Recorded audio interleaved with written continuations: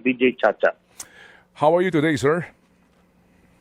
Mabuti naman po, kasama Ted.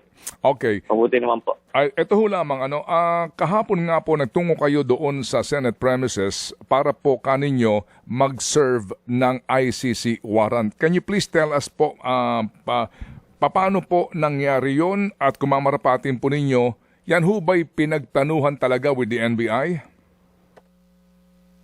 Ganito po. Unang-una, ako po ay nandoon lang sa Senado nung panahon na yon dahil nagkaroon po ng ugong-ugong over the weekend na lalabas daw si Bato de la Rosa para nga dun sa change of leadership sa Senado. So, ako po, kinempohan ko na dahil may personal request siya na samahan ko daw yung mag-aaresto sa kanya. Kaya dun po ako. Ngayon, dun po sa pagpaplano ng NBI tsaka ng Senado, kaya sila po ang gumawa po noon. Yung NBI po, paano po sila pumasok sa eksena, yung NBI agents doon na nakita ho natin na nakikipaghabulan DILG, particularly po ni Secretary John Vic Remulla, no? As of latest update, ikanya, ito ho'y May 9, the DILG is preparing a 10,000 task force for the dragnet operations in case a warrant of arrest for Senator Bato is issued. Kahapon po, yung 10,000 na ito ay may mga naghahanap kung nasan daw ito mga pulis na ito, no? Wala ho bang informasyon ang kalihim ng DILG na meron ng arrest warrant laban kay Senator Bato at hindi ba kayo nakipag-ugnayan sa kanya para sa tulong po ng 10,000 police force na ito? Ito nga po, no? Ang nakakatawa rito, last year, kung maalala po ninyo, yung kapatid niya, si Ombudsman Boying Remulla, ang unang nag-anunsyo na meron na raw warrant. Tapos sinabi niya, may picture pa siya nun sa telepono niya, kapatid niya po yun. Bakit hindi niya tinanong na lang kung totoo ba yan? I am sure nag-usap sila. Pero ako, nagdududa na ako rito kay Secretary John Vic kung kanino ba talaga kakampi ito. Kasi nung over the weekend, nung may ganyang ugong-ugong, nagmalaki siya na may 10,000 nga na pulis na nagbabantay daw, maghahanap. Sinabi nga nung kapatid niya, last year pang November, may warrant na. Bakit hindi niya pinahanap? Tapos ngayon na meron na ngang warrant at lumabas na si Bato, suddenly, hindi daw pwede i-enforce yung warrant na yun. Kanino ba kakampi talaga itong taong ito? Alam nyo, kung binawas-bawasan niya yung kape-presto niya, baka may nahuli siya Kasi lahat po ng pugante ay malaya under Secretary John Vic. Dahil hindi naman niya ginagawa yung trabaho niya. Opo, sa puntong ito, bukas ang aming pong programa para po sa panig ng kalihim po ng DILG. Kami po ay nagtatanong lamang din ngayon kasi nga kahapon marami nga din po ang naghahanap sa tulong ng pulisya dito po sa sinasabi nga na pag-serve ng warrant na ito. Itong NBI ngayon na kahapon po ay nandoon, paano po kayo nakipag-ugnayan sa kanila? Ano ba ang kwento ho dito? Kayo ba talaga ay pumunta roon with the NBI agents? Ano ho ba ang totoong kwento rito, Senador? Hindi po. Iba po yung itinerary nila. Doon po sila na mas maaga kaysa sa akin. Incidental lang po yung presence ko doon. Kasi nga, yun nga, personal na request niya. Baka sakali ako na lalabas nga siya at talagang papagbigyan ko yung request ni Bato de la Rosa na samahan ko yung arresting team. Ganun lang po yun. Sa ngayon po, ito na ang sitwasyon natin.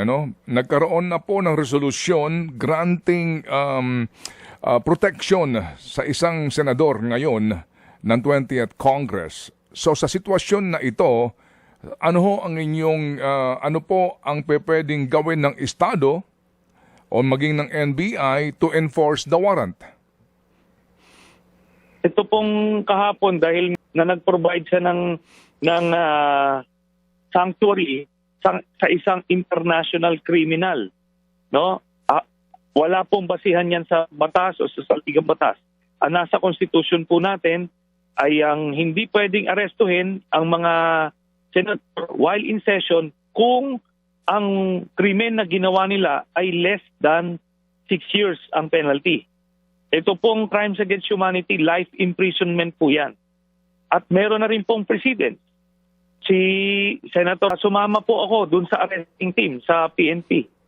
Kaya wala pong proteksyon na maibibigay kagaya ni Bato. At mo na lang. Go ahead, sir. Senator Sani, meron pong balita na dumulog na sa Supreme Court ang mga abogado ni Senator Bato to seek relief, no? Dito po sa ICC arrest warrant. Constitutional or illegal ng Korte Suprema. Kaya I don't see the difference now kung bakit hindi pwedeng gawin yun kay Bato.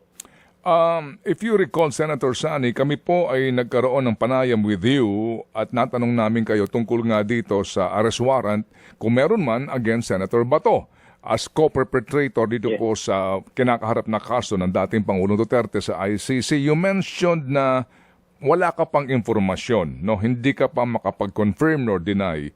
So, kailan mo talaga nalaman itong arrest warrant na ito? Saan ka kumuha ng kopya? Sino nagbigay sa iyo? And ang claim sa iyo ngayon ng ilang mga senador ay parang you serve as a sheriff. Para ka daw sheriff ngayon ng ICC.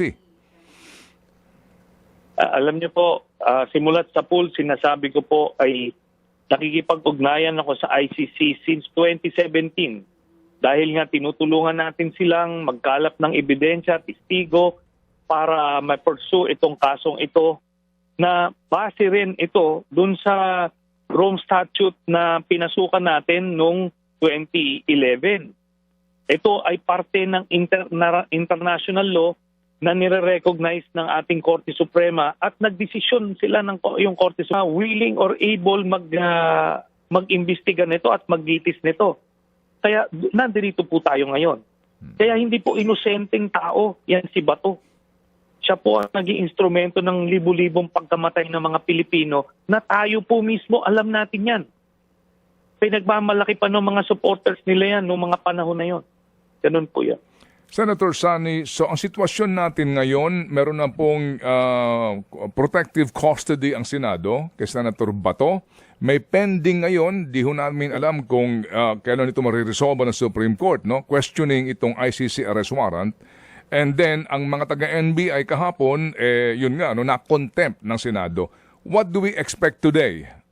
Ngayon po, sa inyo mismo ho, dito po sa inyong ang sinasabi ninyo na pagtungo sa Senado dahil nga you are just answering the challenge na ginawa sa inyo ni Senator Bato na kayo mismo ang pumunta sa kanya at umaresto. Ganito po, ang concern ko lang po dito ay yung makamit yung hustisya ng mga pamilya ng biktima ng EJ case. So, hindi ko to bibitawan to issue po na ito. Ngayon, kung nasa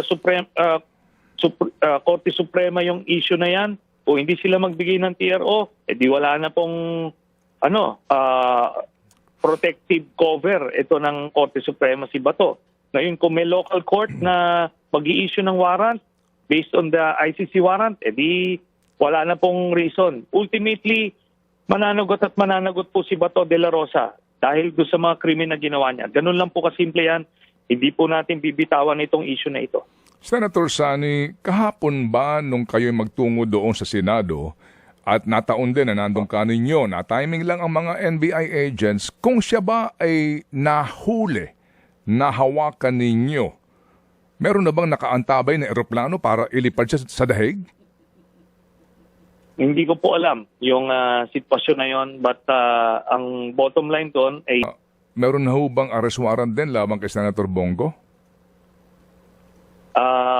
Malapit-lapit na po yun. Tinatrabaho na po yan ng ICC. Kasi hindi naman po tumitigil ang investigasyon ng ICC. Kaya ito lang po, ganito lang kasimple. Kung akala nitong mga to, nakisisiga nung panahon ni Duterte, na they can just order people to be killed na walang consequence, nagkakamali po sila. Ganun po talaga, may kabayaran na itong mga ito. Ganun lang po. Oo. Senator, kinokontra niyo po yung claim ni Senate President Alan Peter Cayetano na wala pang senador na naaaresto sa loob ng Senado. Ano po ba? Explain lang natin sa publiko ang pagkakaiba po ng sitwasyon ninyo nung kay Leila de Lima at nitong kay Senator Bato. Wala pong diferensya, no? Pare-parehas po yung mga krimen na inakusa sa amin ay above 6 years ang penalty. So, yung gawa-gawang kaso kay Senator De Lima, illegal drugs, na eventually na-acquit nga siya doon. Mhm. Yung sa akin po, binawi yung amnesty, rebellion po yun, more than 6 years. Mhm. Kaya sumama rin po ako doon sa PNP. Dito kay Bato, crimes against humanity, life imprisonment din po yan. Ngayon, ang sinasabi niya may local law. Meron nga po tayong local na batas, yung Republic Act 9851, nakalagay po doon. Kapag may isang akusado ng crimes against humanity na iniimbestigahan ng International Tribunal, ay isosurrender po ng otoridad doon sa International Tribunal na po yan. Maliwanag po yung batas po na yun. Yeah, they can check it out doon po sa mga interesado ko ano pong nilalagay. Yun po ang local law. Di ho ba? Na ini-implement dito. Alright, so Senator Sani, sa sitwasyon ngayon, opo, Apo. ngayon, today, no? Ano po ang gagawin po ninyo? Ano po ang aming inaasahan from your end sa lahat din po ng mga nakaantabay po sa isyong ito? And sabi nga ng mga nanonood sa amin dito, ano ba otoridad ni Sani Trillanes para magdala ng warrant? Alam niyo yung mga ganong komento para lang po sa kanila pong kabatiran. Senator Sani, go ahead. Ako lang po ay nagpakita ng warrant na dala po ng NBI. NBI po ang may hawak. Ngayon, hindi naman sila ang ini-interview ng media at ayaw naman nilang humarap. Ngayon, para lang maintindihan ng mga kababayan natin bakit nandoon yung NBI, pinakita ko po yung warrant. So, being an interested party, sabi ko nga po sa inyo, tinahabol ko itong mga Duterte at yung mga responsable dun sa EJ case. Advokasya ko po yan. Kumaga-trip ko yan. Ngayon, ito po yan . Umabot po tayo dito. Hindi ko lang po tinitigilan itong mga taong ito. Senator Sani, salamat sa inyo pong panahon sa aming pong programa. Godspeed, sir, at muli kaming tatawag.